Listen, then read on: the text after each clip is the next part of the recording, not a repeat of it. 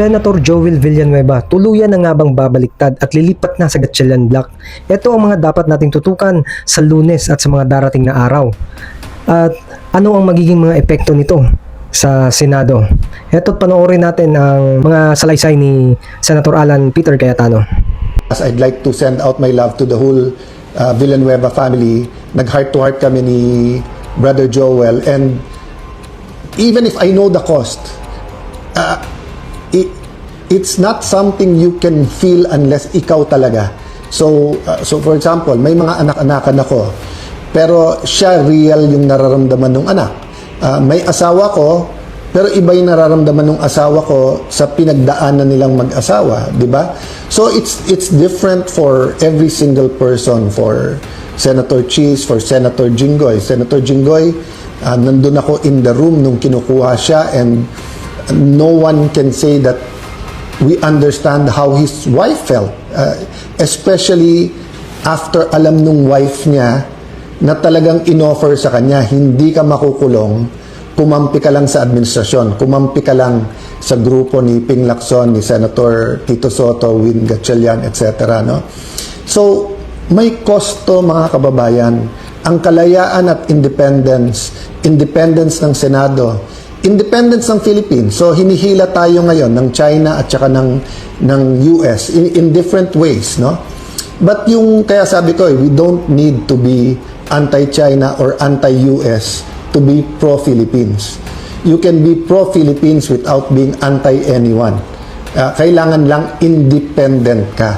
Hindi ka dependent kahit sa ibang bansa. That's what it means to be sovereign. Hindi ka kumukuha sa outside influence. That's what it means when we say God is sovereign. He will do what He wants to do because He does not need outside forces. Ako, hindi ako sovereign because I'm not perfect and I need God to sustain me. And God uses people, uses your prayers, uses your support, uses purpose to sustain. So the point I want to make today is that kung may cost ang independence, meron din pong cost kung hindi tayo lumaban, ha? Kung hindi lumaban ang ating mga national heroes during the Spanish time, it would have been harder during because there would not be reforms, and we might still be a colony to this day. Kung walang cost yung paglaban sa mga Hapon during that time, mas maraming na-rape, mas maraming napatay, mas maraming karumal-dumal na nangyari sa ating bansa, or baka ginamit din tayo sa pag-invade ng ibang mga bansa sa Asia if lahat tayo ay naging collaborators or kumampi lang.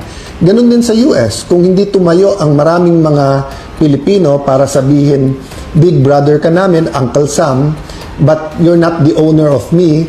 Or, di ba, famously, sinabi ng ating dating Pangulo na he'd rather have a country run like hell by Filipinos rather than a country run by foreigners. And unfortunately, nagkatotoo na kahit Pilipino ang humawak sa Pilipinas, in many aspects, it's run like hell in terms of corruption, idolatry, immorality, small things that seem small, like the Pogo, Isabong, nawala yon, nilabanan natin, pero nandyan pa yung online gaming. Lumaban tayo sa health, pero nandyan yung vape na pinagbabawal sa ibang mga bansa. All of this may cost. So, may kita dun sa mga kumita through that, pero I'm talking about kumita through that illegally. So, lahat ng bagay po may cost. So, pinag-uusapan nga namin ni Joel na parang kung alam lang nung lahat, yung mga nagsasabing you just want power, no?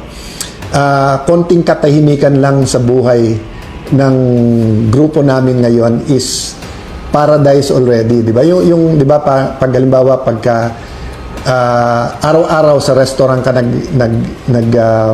kumakain, parang sa pinakamahal na restaurant ang paradise sa'yo. Pero kung araw-araw nandun ka sa noodles lang or kanin, nung time namin hindi noodles ang symbol nung kahirapan talaga, kung hindi yung kanin lang at asin, di ba, yung wala nang ulam halos, no? makakain lang ng konting kanin, pero kahit ngayon mahal ang bigas. Yung makapag-Jollibee, maka-McDo, yung may fried chicken, or yung nga iba yung parang yung kanin, mabuhusan lang ng ginisang munggo sa ibabaw, sobrang luxury na yon, di ba?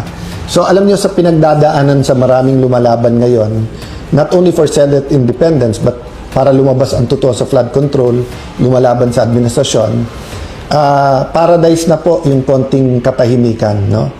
But the question is the cost worth it?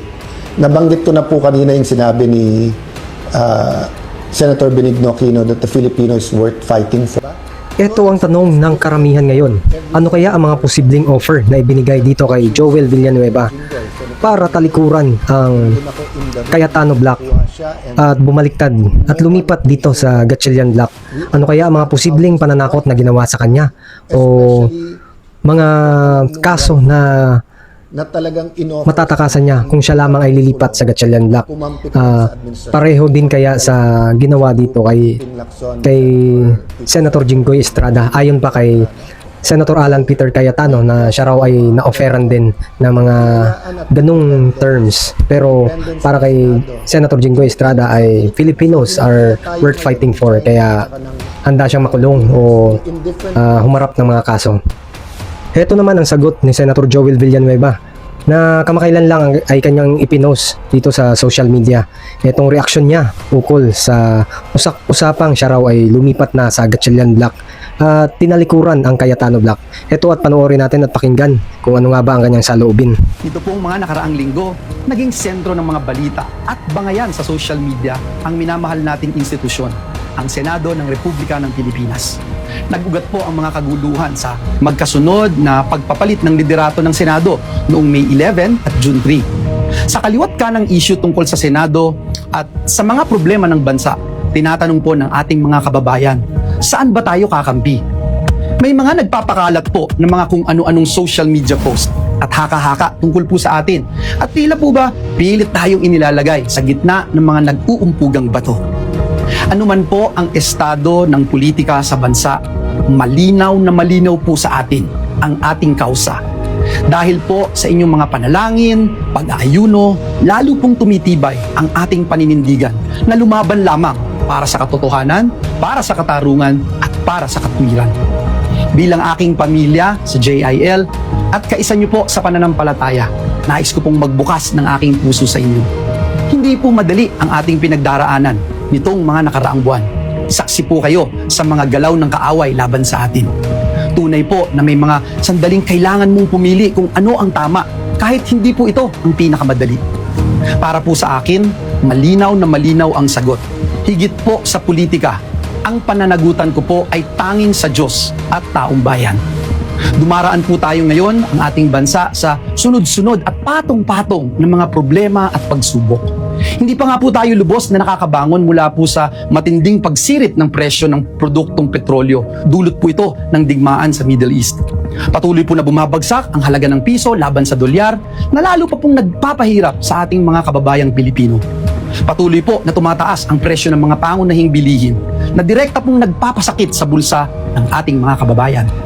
Mataas pa rin ang antas ng kawalan ng trabaho at marami pa rin pong hirap na hirap makahanap ng matatag na kabuhayan. Nananatili po ang banta ng isang Super El Nino na maaari daw pong magpalala ng kalagayan ng ating bansa. At ngayon nga po, isa na namang matinding dagok ang tumama sa ating bayan matapos yanigin ng 7.8 magnitude na lindol ang maraming bahagi ng Mindanao na nagdulot po ng pangamba at panganib sa libu-libong pamilyang Pilipino.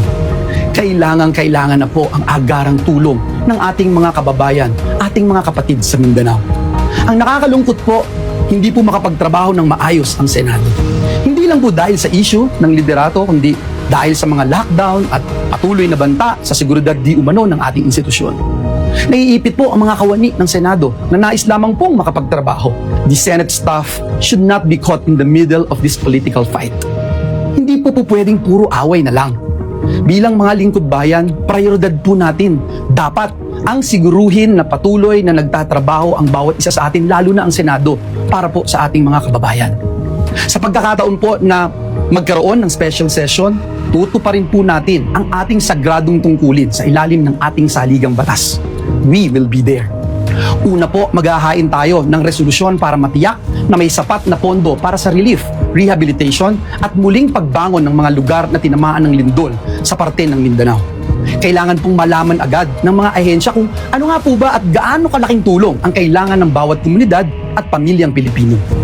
Pangalawa, isusulong po natin ang mga pinakakailangang mga panukalang batas, lalo na po yung mga panukalang nasa huli na at ikatlong pagbasa. Ikatlo, bibigyan katiyakan po natin ang ating mga kapwa lingkod bayan na naghihintay ng confirmation ng kanilang mga appointment, lalo na po ang mga opisyal ng ating sandatahang lakas. Mga kapwa kong manggagawa sa ubasan ng Panginoon, hindi po ito panahon ng kampihan. Kapag may kababayan po tayong nangangailangan, tungkulin po nating tumugon at maglingkod. Noon hanggang ngayon, klaro po sa atin, klarong-klaro po sa atin ang dahilan kung bakit tayo narito bilang lingkod bayan. Klaro po sa atin kung bakit tayo ay dinala ng Diyos sa posisyon na ito. Tungkulin po nating protektahan ang ating institusyon at unahin ang kapakanan ng ating mga kababayan. Higit po sa lahat, patuloy po tayong maninindigan para sa Diyos at para sa bayan. Maraming salamat po at pagpalain tayong lahat ng ating Panginoong Diyos.